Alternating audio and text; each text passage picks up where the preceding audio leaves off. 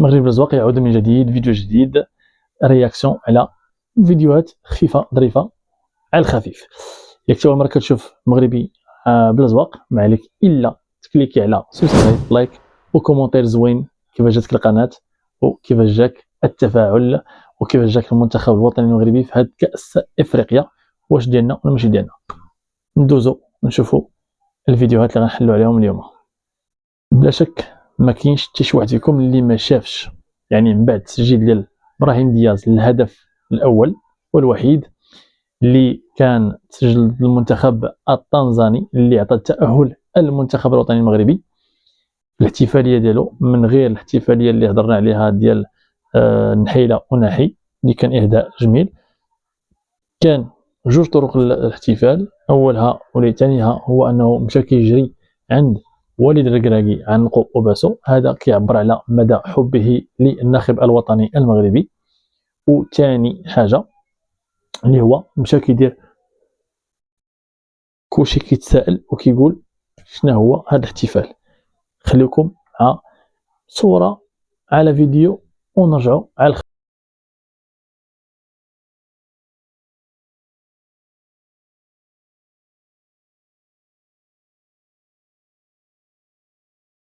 على طريقة الشموع، إطفاء الشموع اللي كيهدي هذا الهدف بمناسبة عيد ميلاد الأم ديال إبراهيم دياز. ها هو الجواب لقيتوه دابا، تهناو دابا ما يبقاوش يضركم راسكم. وكذلك الفيديو الثاني شنو هو الفيديو ديال أن ظاهرة العكاز يعني ولا متلازمة العكاز. أغلبية ديال اللعابة أو الناس اللي كانوا تفرجوا في المنتخبات ولا المنتخب الوطني المغربي في جميع الفئات هو كانت فين ما كيبان عكاز في شي كوب، سواء كوب دافريك سواء كوب دي موند او لا كوب داراب، الكاس كتكون من الحليف ديالنا. نشوفوا هاد المتلازمه هادي وتفسير ديال هاد الانفلونسور ونرجعوا رابيدمون نكملوا الفيديو ديالنا.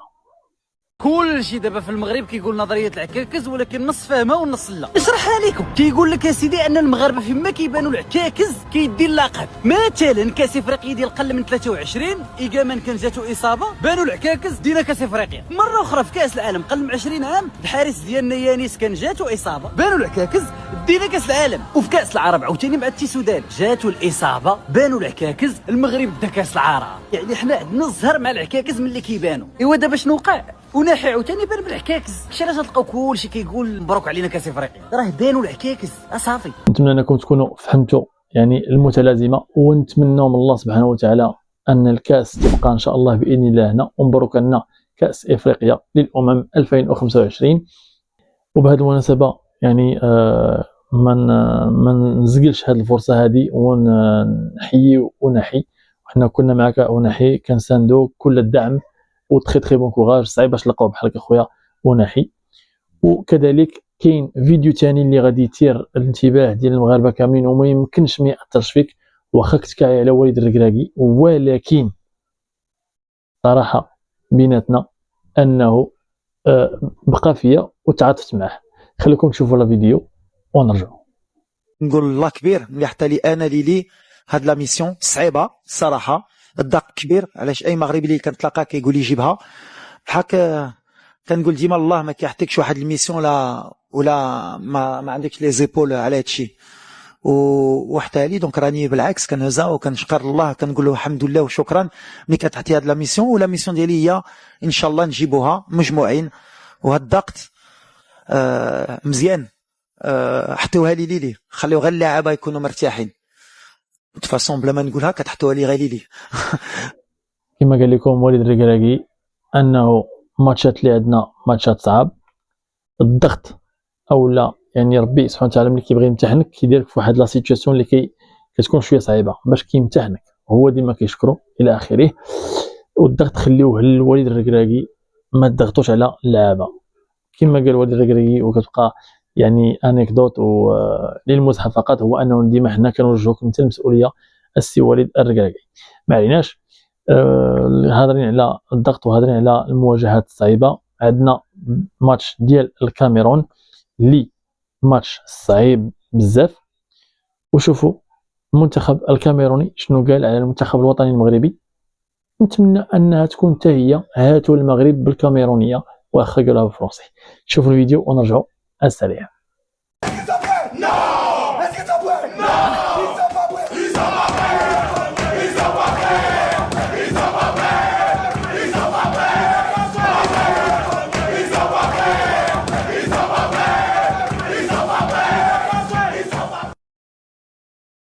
كما شفتوا المنتخب الكاميروني كيتوعد المنتخب الوطني المغربي باش غادي تغلب عليه، وكيقول حنا ما مستعدينش.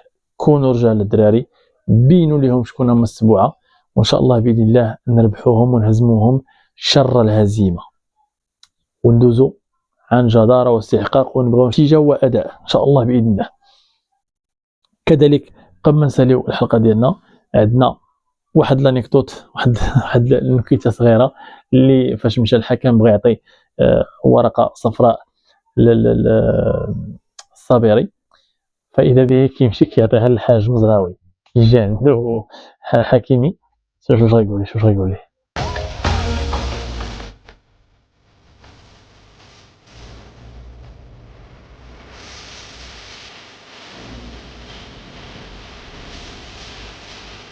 غير للمزحه فقط، حنا فرحانين يعني رجوع الظهير الايمن والكره الذهبيه الافريقيه حكيمي، ولد بلادنا كنموتوا عليه. حنا غير كنضحكوا معاك. باش ننهيو هذه الحلقه هذه ونكونوا خفاف على قلوبكم، كان تاهل ديال المنتخب المصري، فاذا به من بعد صافره النهايه كيمشي المدرب المصري بلا ما نسميه، كيمشي كيجري عند الجمهور اللي كانوا فيه المغاربه وكيقول لهم سكتوا، حنا يعني بكم ولا بكم حنا رحنا رابحين. المنتخب مصر اصلا داوي على راسو، التاريخ ديالو الى اخره، بلا ما ندخلوا في نقاشات. المهم هو انه هاد اللقطه هذه نشوفوها ومن بعد نرجعوا باش ننهيو هاد الحلقه ديالنا ان شاء الله باذن الله.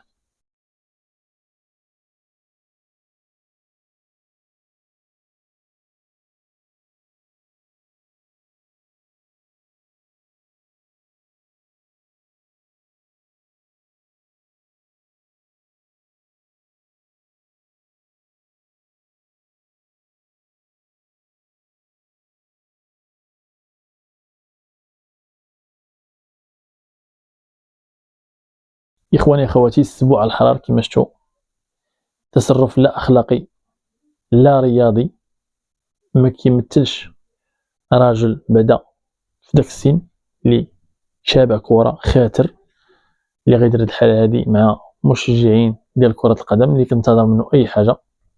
مبروك تاهل الفراعنه، وحظ موفق الماليين، وكم فيديو جديد ان شاء الله باذن الله. الا كنتي اول مره كتشوفنا في قناه مغربي بلا زواق، ما تبخلش علينا بواحد التعليق يكون زوين كيجيك الكونتوني. كذلك الا كنتي اول مره ومازال ما مفعلش الجرس او لا ما منخرطش معنا كمشاهد، ما عليك الا دير سبسكرايب لايك وبارطاجي مع صحابك.